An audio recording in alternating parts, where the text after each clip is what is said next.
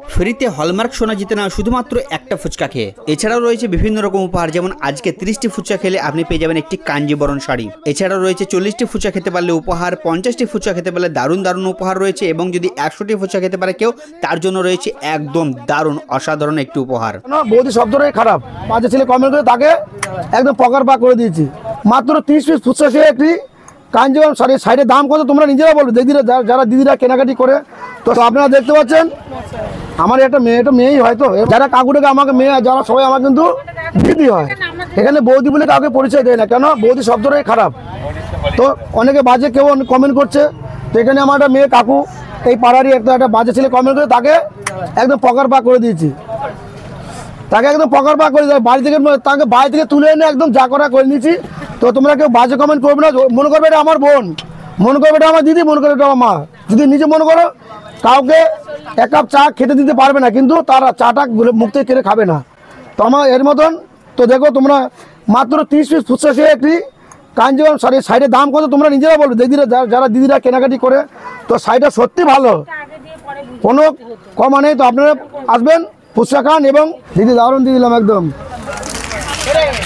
তো আমার এখান থেকে এক দিদি এসে, তো দিদি কোথা থেকে এসে আপনারা জিজ্ঞেস করুন দিদি কোথা থেকে এসে বলে দিন এবং কেন এসেছেন, সেখান থেকে কি হতেছিলাম আমরা এখানে। তো ফুচকা খেলে কি হচ্ছে একটু বলে দিন সবাইকে। ফুচকা খেলে নাকি গিফট পাওয়া যায়, এটা মিথ্যা কথা, এটা আমি আপনাকে না দিই। হ্যাঁ ধরুন এটা আপনি আমার বউকে দিয়ে দিলাম, আপনি কি করবেন? আমি বলছি এটা আমার বউকে দেবো, উনি বলছেন না আপনি আমাকে দেবেন, বিশ্বাস আছে। তাহলে মানুষ আছে বললাম বুক ভরা ভালোবাসা।